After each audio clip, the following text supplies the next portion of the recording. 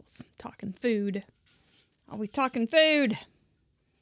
That we like to talk about paper and food.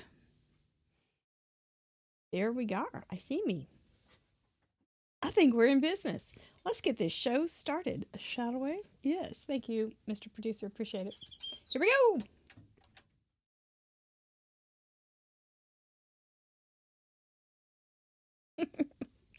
I thought I did. Hit main. There we go. Try again.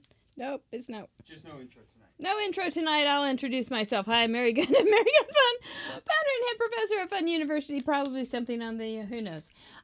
This is Fun University number 98, which is misleading, but this is a spin-off show of Craft Roulette, the ultimate paper crafting card-making game show challenge.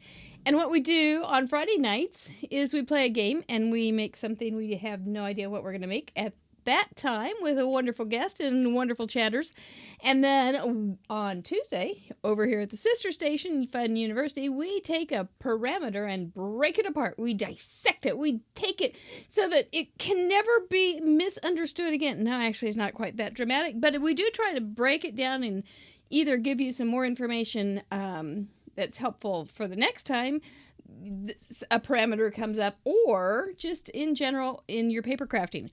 Good to see you guys here. Thank you so much. Hi, Sherry. Sherry's got her little blue thing going on. She knows a lot about the show. So if you do have a question, let her know, because I often am just head to the grindstone. Head to the grindstone? Is that mixing my metaphors? I don't know. Anyway, we won't talk about that because I'll get in too deep, which I'm going to get in too deep anyway here in just a few seconds. So let's get this show on the road. Thanks for being here. Let's do it. Friday night, number 98. We had 4 parameters as per usual, and it was a tag, what was it? Tag with a pocket. This was mine. So I just cut it into a tag shape, put a pocket in. This is not even movable, so that's kind of a fun thing. It was a fake faux tag. Then we had the color complement as a parameter for colors. Complement +1, and that's what we're going to talk about tonight. It's a little bit tricky, and I thought we should just dissect it a little bit. We had XOXO as an element, and we also had fancy circles, which ended up being one of the more fun things that I thought we had come across. It was kind of a surprise. Mine were just fancy paper, and they were cut into scallops. Some of the submissions, which we had over 115, were just outstanding. So everybody should kiss your brain if you submitted one. If you didn't, you can still play along and then put it in our Facebook group. Down in the description, you will find the Craft Roulette links. You will find Mary Gunn Fun's links. You will find every link that will make you happy and more satisfied. I'm absolutely just not, I'm making this up, but a more satisfied paper crafter. So tonight we are going to talk about complements, because they're kind of a funny, odd paper color combination. This card is actually made with complements. Complements are colors that are opposite on the color wheel. The color wheel was invented many, many moons ago, like in the 1700s. And I'm sure there's been quite a few changes since then.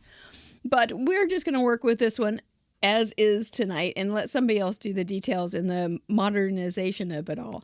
This is how I work, and it works for me. So on the outside, you find all of the pure colors that are nice, intense, and that's really what we're going to work with tonight. And then we're going to have a little bit of this tint, which is when you have the second round, and it's usually when something's a little bit lighter, sometimes added with some white. So my colors, as you can see, were not quite absolutely true. Yeah, I guess they were. It was yellow green right there, and right across the color wheel was a red violet. And then I had a +1, which I chose a pink, which is a red tint. So I tell you, when you just use those complements, you get a lot of pizzazz. You get a lot of fight. you get a lot of clash. You get you get a lot of intensity, especially if you use those solid colors. So let's leave this over here. And I started making these little projects, and then I got really bored fast, and so I quit. But this is a red and green, and the tints of the red and green. It was just second generation stamping. So for a compliment wreath, and then some red little butterflies. And then this is green and red violet. It was more, there's the real yellow green. This is not so yellow green. I kind of cheated with the second generation, which is stamping off once and stamping twice. And then you can see how that all looks too. You can see why I got a little bored with this, I hope. It just isn't really compelling crafts. It just isn't. So we're going to put these aside because I didn't make them all, and I'm glad of it. We are going to talk a little bit about, I know you guys are probably so tired of hearing me say this, foreground, background, contrast.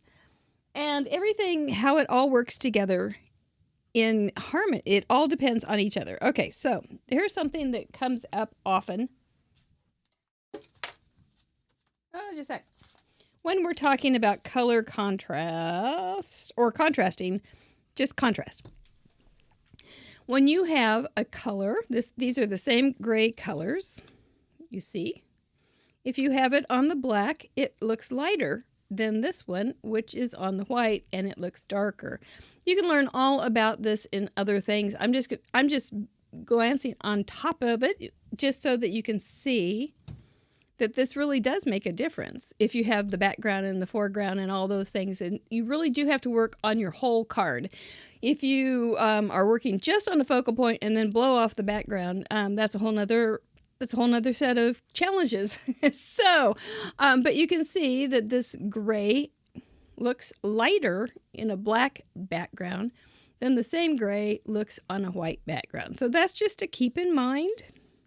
Just a little nerd. We are going nerdy tonight. I don't have any real projects to show you how to make. So if you wanted a project, you can go find a wonderful process video, but I don't have one tonight. I do have tons of samples. You can find compliments in papers. Here I found, this is actually a kind of a double whammy here because you've got the orange, actually you've got a split complement here. We aren't going to talk about split complements, but I thought this was pretty paper anyway.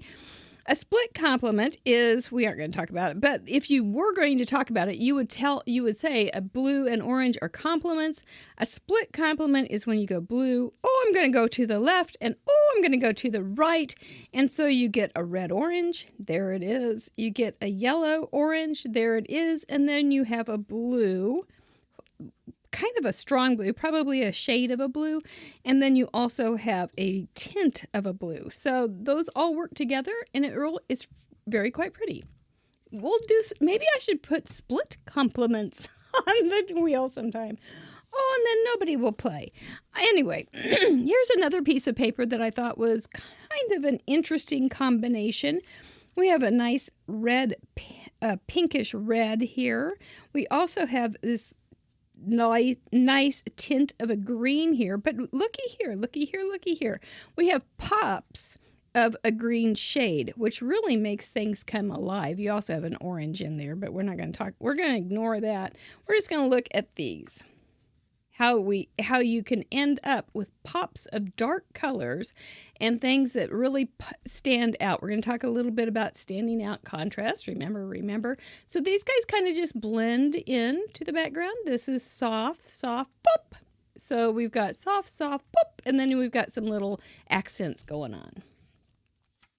This is a page that I thought, this is just so intense. This is like a real strong red-orange, a really strong green. We've got a really strong red. These aren't complements per se, but they're strong, intense colors, and that's what caught my eye on this one.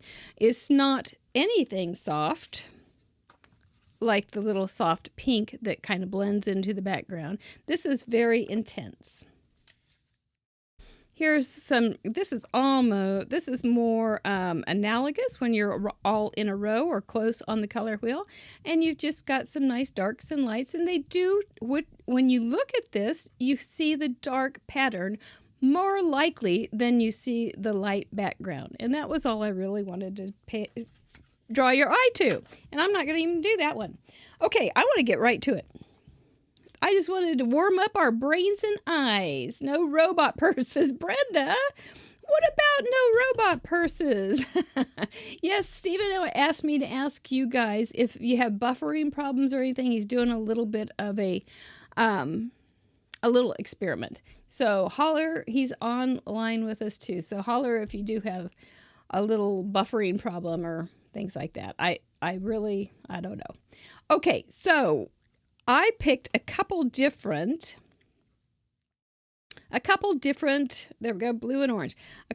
Three different complements to highlight tonight. So we have a blue and we have an orange right to start off with. I blended my colors. This is obviously the wrong one. I got them in the wrong pile. I blended my colors and I used a blue, and it's really a dark blue, more of a shade of a blue, and an orange. And they were Distress Oxides. That's just what I ended up using. You could use any color, of course. And I made this little guy. Now, something that you may notice about complements are they're very strong when they're right next to each other. They're almost obnoxious to look at when they're right next to each other. Let's say that we've got a pure blue and we've got a pure orange right next to each other. If this was more true than of even a digital mix that you could do, this would look almost like too much to look at. It wouldn't be pretty. It would be outstanding. You would definitely notice it, but it may not be real pretty. And so the parameters were a complement plus another color. So we're going to talk about how do you choose the third color also. Another thing with complements is if you have a bit of a neutral between them, they're much softer. This one, let's do it this way. This one, I didn't separate them with a neutral. I blended them together, and then you end up with, some would call it mud, some might call it a perfect neutral because you've got the two colors coming together and they neutralize each other so that they end up being kind of a brownish, grayish, perfect neutral. And that's how I did the center of the flower also. So you can tone down a bright clashing combination of a complement with each other. Of course, you're going to end up with a muddy color. It's not going to be a pretty pure looking color, but it's going to be, you can tone it down for shading or for just making it a little softer, not quite so blaring. I wanted to also try it on some other backgrounds. Here's that orange flower on a gray. It pops a little, but it's pretty toned down. On a black, it pops a bit more. Let's look at it half and half. On the gray, it doesn't pop quite as much. On the black, it really stands out. Add another neutral of white. And it also pops out quite a bit on that white.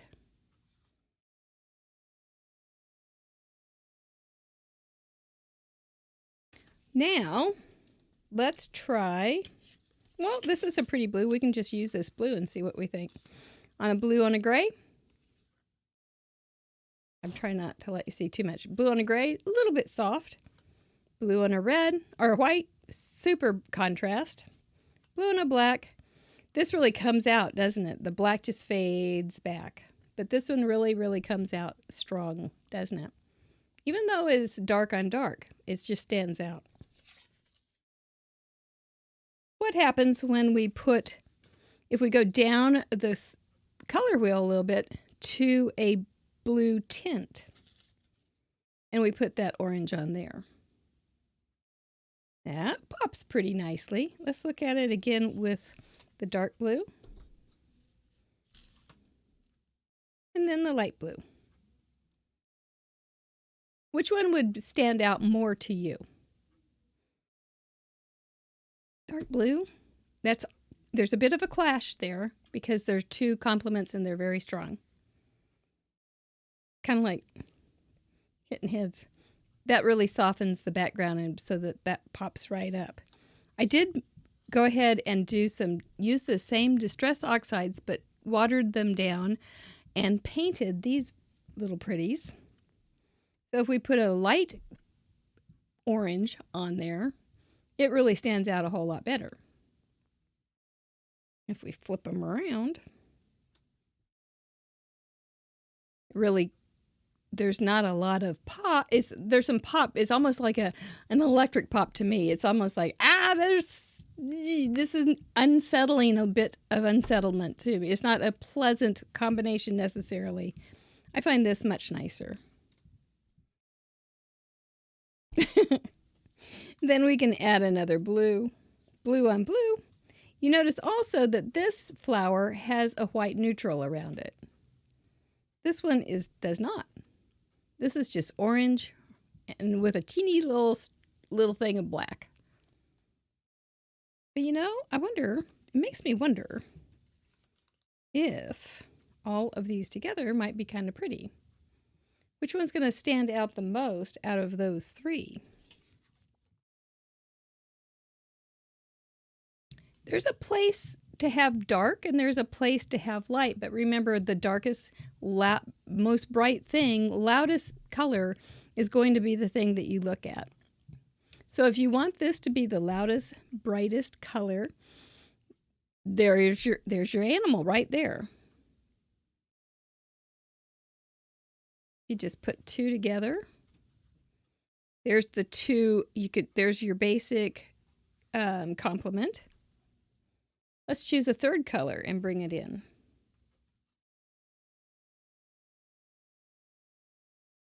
Does the green look pretty with it?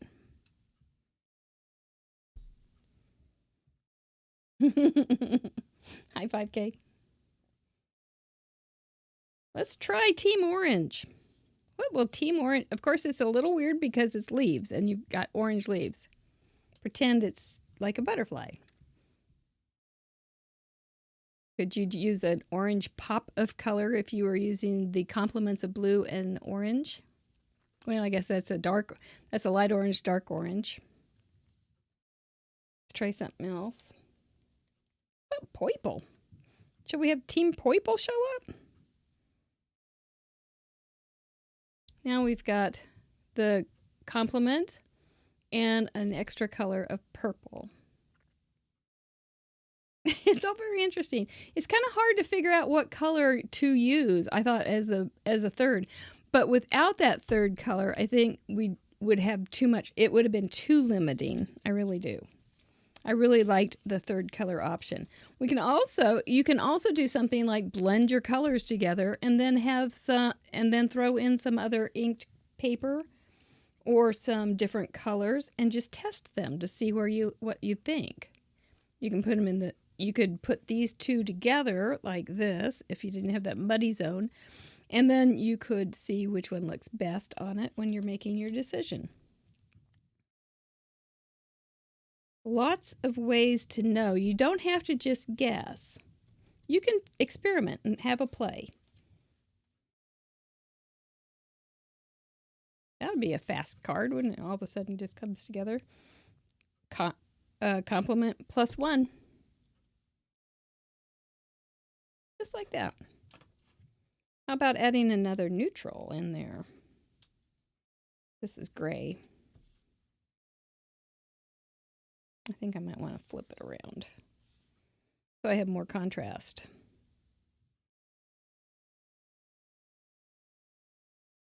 If I had more flowers, I'd have something else to play with, but you could get some pretty fun things going on. That's pretty fast how it kind of all auditioning colors. That's a great way to put it, Grandma Gay. Auditioning colors would be a way to think of it. Seriously, great idea. Just seeing which ones you like. And it wasn't hard. This wasn't like you had to spend a ton of time getting ready for it.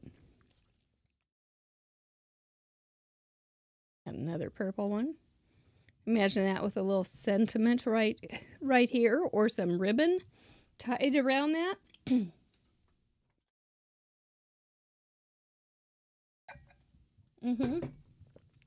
And it's not just the colors themselves, but the intensity of the colors that we get to play with that helps out as we develop our sense of color.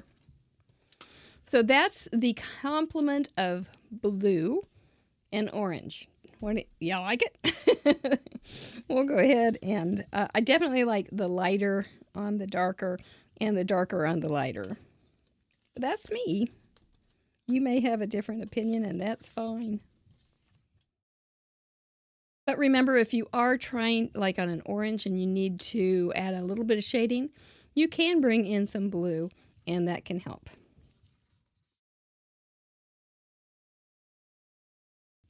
When you don't have a black or a gray or a brown. Oh. And here is a card with orange and blue. It's not as intense as the colors we were playing with on this guy. But it's still pretty. It's still pretty. Definitely a blue and an orange. I apologize. I've been coughing. And this was ink smooshing. So that was really easy. Really fun, too.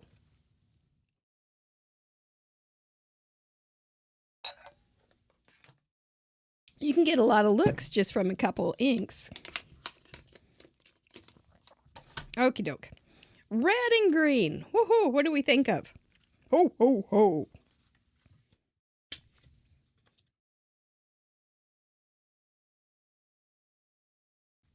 Red and green definitely goes right to Christmas. I remember one of the cards, and I'm sorry I can't remember who it was, wrote, I wanted to use red and green, but I didn't want it to be like Christmas. and it didn't. It didn't look like Christmas at all. So that was cool. Here's the red flower that doesn't have a white border. You put it in the red, and it just kind of blends in there. Here it is on the complement of green, because green and red are opposite. And it certainly does pop up, doesn't it? Again, it's a bit clashy. It's definitely demanding. This is a darker green. This was a lighter green, so it doesn't really have that electric, almost makes you a little bit like your eyes are going to start pounding or something. But anyway, if this was darker green, let's try this on a darker green. It's not a really green.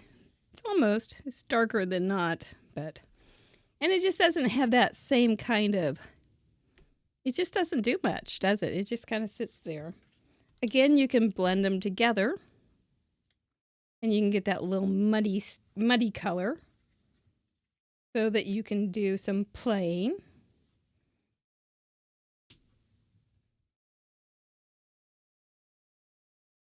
Try those third colors. Try another yellow in there. You can put it in the no man's zone. You can see how you like that. Yellow is vibrant with it, isn't it? You know, one thing I noticed about the complements is oftentimes you'll have a primary color, blue, red, and yellow, and it will blend. It'll be a complement to a secondary color, which is like orange, violet, and green. Then you get into like a blue-green, and so a secondary color is the complement of a secondary color. It was just kind of a fun observation. It really didn't mean much, but it was kind of fun. Okay, so let's get that red flower and put it on a lighter green. It pops up a lot more than it does on a darker green.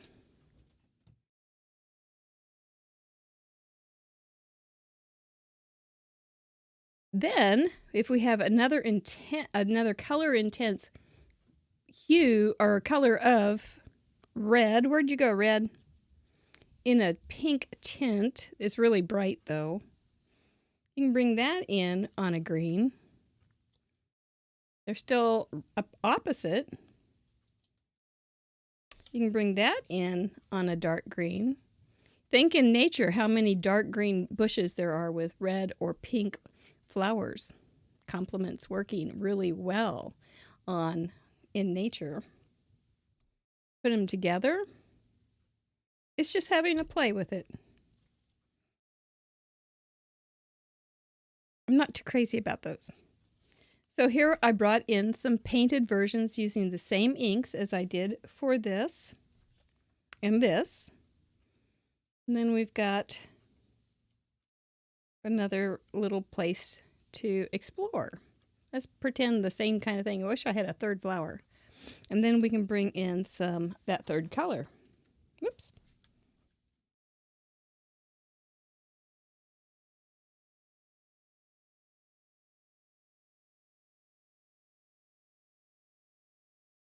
That's kind of pretty with the purple leaves. I know some people don't like to go to outside nature, but I do.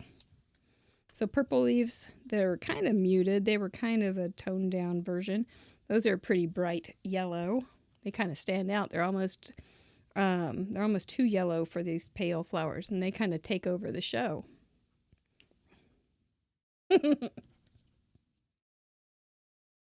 But those could be toned down, and you could try, if you looked at that and you went, oh, I like yellow, but I don't like that bright of yellow, and that could be part of your eye getting used to it. There's some orange. Not so good.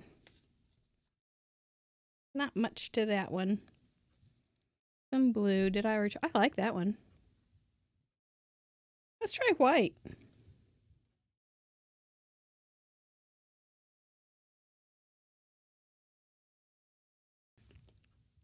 Let's try white this way.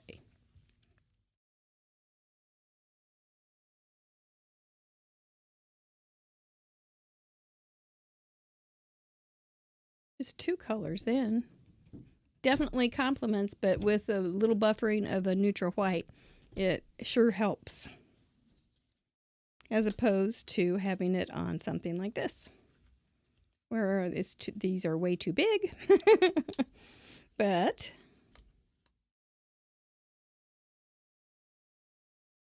maybe I should have those the other way around. Pull them up so you can see it.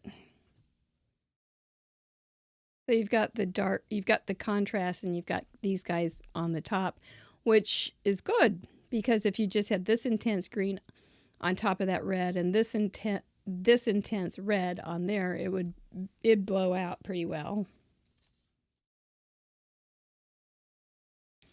But how about these guys on this lighter green? This isn't a real yellow green, that's a blue green, so it looks a little off. But you could always buffer it too with a darker background to bring it up. Start putting things together and playing. But if somebody's sticking out, that's our sore thumb, and that means, oh, I just don't think it's going to work out. These guys are pretty much sore thumbs. So out they go. This guy would be probably just fine on top of a little pop of a little mat on top of that. Then you'd be okay. Or even some sort of gray mat would set it up a little bit. I think it's too dark on dark for this to be too effective. I think that's a little too dark on dark. I don't care for that. I'm pretty opinionated pretty fast. There. I don't like that either. But this is a yellow green. That's a blue green. I think that may be my rub. And there's your pretty brown color when you blend them together. So say you forgot your brown when you make your craft roulette bag to go. You can always just throw those babies in. Make them together. Yes, Judy, you were making a great point about when you were teaching quilting, that adding a third color to complementary colors makes it look a whole lot better, and you are absolutely right. And that's why we put the parameter on there just like we did, because even if you have a tint and a pure color on a complement is still just not quite pretty somehow. I mean, it's okay, but it's still not as pretty as some things, I think, in life. And so we threw in that extra color so that you could decide on a color, which made I think the submissions interesting. And here's a sample of just using the complements of a green and red with a silhouette kind of look. There's the orange and blue and the red and green. But it would be more interesting with a third color, wouldn't it? Mm-hmm. And the third combination that I concocted was yellow and violet. Now, my violet was very red violet, so I added some blue on top of it. And this is what I got. Again, I've got that little neutral zone so that they don't clash real badly. Here I've got my yellow flower. It was the same color with the center made out of the blue violet to make that brownish color in the center. And look when it comes out, you can see kind of it's different than when it's really intense inside there. It's kind of pretty. It looks like a painted daisy or something. It sure pops from that purple or that violet, but it's kind of a clash. It definitely gets your attention, doesn't it? Here's the combination. When you get the blend line in there. You can also, when you want to make something like this, and then you want to play around with making tints and tones and shades, you can cut this into three different pieces. Add white to one, and you'll get the tint. Add gray to one, you'll get the tone. Add black to one, and you'll get a shade. Careful when you add the black, it doesn't take too much. But if you want to start playing with the tints, tones, and shades, that's another way to do it, and then have this be your pure colors. Very intense here. I think of football teams. This looks like a football team. You don't see a lot of football teams using tints and analogous colors, do you? Ones that blend together nicely. You often see them doing complements. Think of logos. Keep your eye out for logos that have complements. They will probably have a neutral involved. Otherwise, they're just obnoxious to look at. But look for logos that have a complement, and they are wanting your attention. Sales flyers and things like that will be saying, "I want your attention, please, please," and they will have really intense, saturated colors and oftentimes complements. So we'll put this guy off to the side just a little bit. This one comes into this is more of a blue violet. Right in there. There's a nice blue violet match. You put that on a tint of blue violet. And to me, it just really, it just says, please, I need a buffer. So then we'll put the yellow, even though it's not quite as intense, and I've got that white buffer around it, and it just feels more pleasing to me. It doesn't feel like you're right up against the edge of something, and it's intense. Like you're right on the edge of a cliff. Oh no, not there, not on the edge. This one has a bit of a edge of the cliff kind of feel. There is a red violet, definitely a red violet, and that one's, to me, it hurts. It just hurts. I don't think I could add a third color and make that one work. Yeah, it's just too much for me. Something's got to be toned down. Something's got to turn that volume down. Somebody needs to see who's not playing the right notes. There we go. On a black, not too bad. I'd still want to see a little white, because I want it to pop up off. I don't want it to be kind of mushed together like a casserole. Not that I don't love a good casserole, but I don't want my focal point to be a casserole. I want it to be important. That one doesn't do too much for me. Let's see if something a little lighter, if it will look better.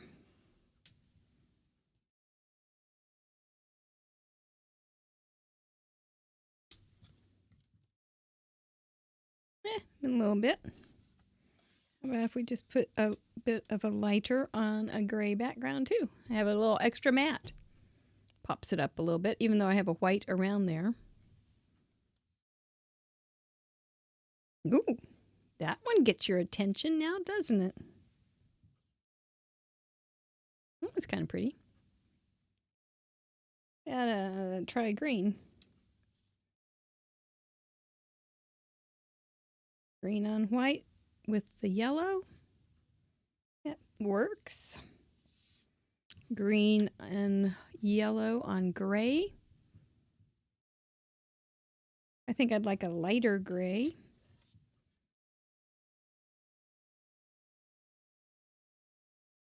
Since we're doing complements, and I'm not talking about analogous groups or any split complements or anything like that. We're just talking about a complement or complement with a third color.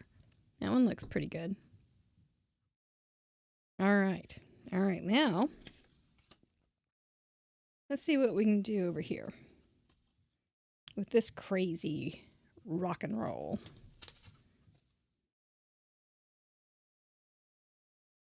So complements of yellow and purple with green. Very, very springy. If this little demilitarized zone was a little smaller, it'd be even better. How about green? This one's going to go flat. This one's not going to get much love. Purple, violet, yellow, and orange. Is it because the leaves are not supposed to be orange? Could be. Or is it just because it's ugly? I don't know. There's probably a little bit of both. Color is very, very subjective and very emotional, and it varies from culture to culture.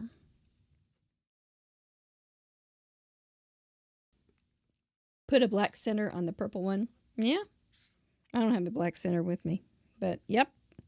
That would make a difference too if you have that black center. I was just using the complement for the centers on these. That one's kind of pretty. How about some white? Then you don't have a third color. You just have another neutral.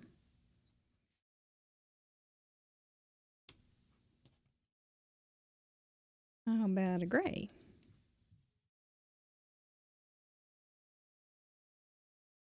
Whoops.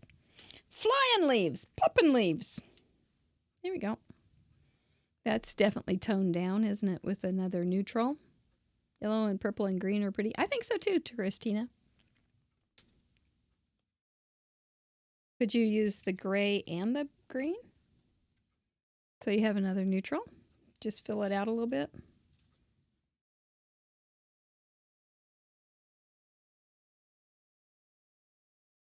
Kind of pretty. It would work. It works better than this. Actually, that kind of looks pretty on that yellow in the background. Maybe that's another way to use something that intense, is to have it blended in with a tint. All sorts of fun plays, isn't there? And I think I showed you this one. This one's pretty intense.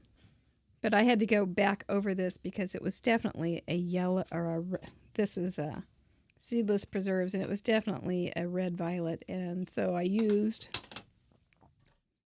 the blue on top of it. And it looks kind of cool. Actually, it doesn't have really perfect coverage, and it looks kind of cloudy and fun. Gray on yellow. I like gray on yellow. Yeah, I do. I've always liked gray, yellow, and black.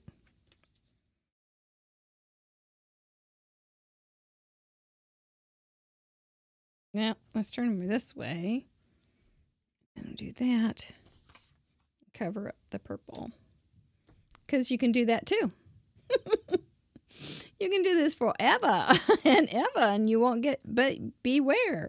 You may not get your submission in on time if you do this too much. But what fun to make a bunch of things like this and just play with them. And and have your color wheel handy so that you can start getting a feel for, oh, that's a split complement. That looks nice. Oh, that's a this, that's a that. That's a this, that's a that. Yeah. Whoever's loudest is going to be the thing that you look at most. So that means you may want to have less of it and cover it up a little more, but still have the color. That's always an option.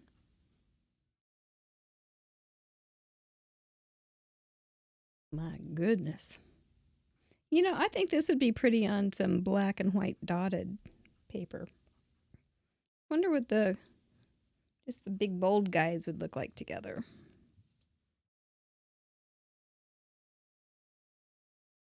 Not so much. But then you could bring in something else.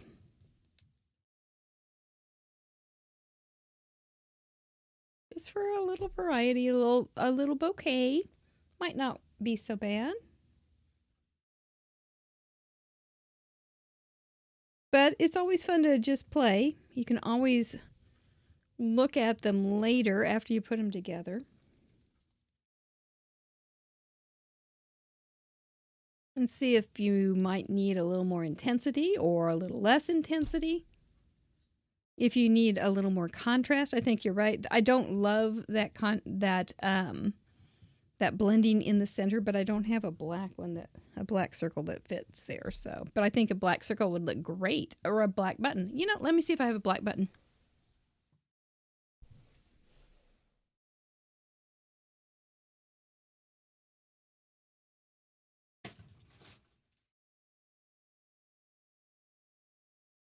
Because you can also always bring in some other neutral. I don't. But I can cut a couple of these off. You can also bring in some neutral embellishments to tone down things. But if you got too much of a fight going on, it's going to be hard to fix it. But look out. Oh, that's very cute. Take it up from that grayish brown. Makes a difference, doesn't it? That's brilliant. I may end up with a card without those crazy things. Might as well. All right. Well, you've got enough to think about. You can do this with an easier flower, too. And one that doesn't have to have quite so much fussy cutting. If you didn't see the show on fussy cutting, I made a new fundamentals. And it is on Fun University as well. And Grandma Gay said she liked it. So she's the fussy cut queen. So if she liked it, I don't know if she'd tell me if it wasn't any good. But if she liked it, we're good. You know, you could also make a compliments mini book. And just put a bunch of fun things together. Look how fun that is. Just remember, compliments are usually pretty intense. There's a bit of a clash with them. It does depend on what you have it surrounded by. If you have it surrounded by equal amounts of intense colors, it's going to be a little hard to deal with. And it might even be a little painful to look at.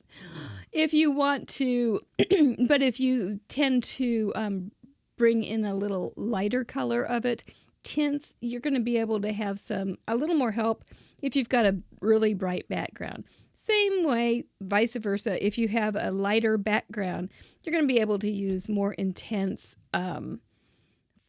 focals. So just keep that in mind when you're doing things. Something should help your eye know where to land. And if everything is equal, it won't know. And so you have to help your viewer's eye and your eye know where to land. And if everything's as loud as the next thing, it's going to be harder to understand and appreciate the project that you've made. So for homework, you are welcome to make some compliments and play with them and see which ones you like. You are also welcome to Google a couple of the early 1900s French guys like Matisse, Toulouse-Lautrec, and Van Gogh, and see how they used very intense colors and used complements in their paintings.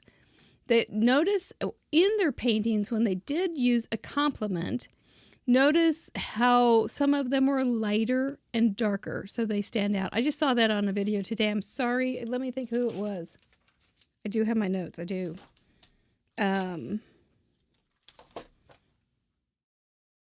That was under Tavis Leaf Glover. He was showing some masters like Matisse and Van Gogh, and I don't remember if he had Monet, but Matisse and Van Gogh in particular. And then he was putting them on the phone and putting them in grayscale, which was really cool because then you could really see the contrast without the color to complicate things. All right. Well, I hear my dog's going nuts. I think I'm going to go check them out. I do want to say thank you to our patrons. I hope our dogs aren't killing something. We do have a new patron, Lena Marie, who I have the pleasure of knowing from way back when. And she actually was my first graduate from my first university. But I don't give graduations anymore. We just have to stay here forever. But it was really sweet to, she did say something that I thought was kind of reasonable to remind everybody of. Maybe you've thought about being a fun supporter or a fun friend, and you just haven't remembered to do it. That's what happened to her. She said, I kept thinking I was going to do it, but then I kept forgetting. So that's a real deal. I would forget. So it's okay. But notes on this will all be on the Patreon blog for Fun Supporters, Club Fun and above, and probably Thursday. And still pictures and cards and tips and more thoughts that I'm able to spill out here. So, time to kiss those brains. I hope you learned something that you didn't know before, and maybe can help you when you get one of those crazy parameters like compliments +1. Maybe you won't just make you go, oh no, she's doing it to us again. No, that's not the point at all. We always talk about the parameters so that you can understand what we're doing, and then you get to have your own little play and figure out how to make it work for you. So that's what we're all about. Stretchy pants and creativeness. So we'll see you Friday with Therese Calvert. I'm looking forward for her. I think she's probably got a lot to tell us and let us know about her styles and things like that. I think it's going to be real interesting. Show us your homework on Fun University Lounge Facebook group. We always like your input a whole lot. I do. Makes my brain feel kissed. Thank you, Fuzzy. I saw Fuzzy. Thank you, Chatterbox, for being here tonight. Thank you, Mr. Producer. And I am going to say goodnight. Bye-bye.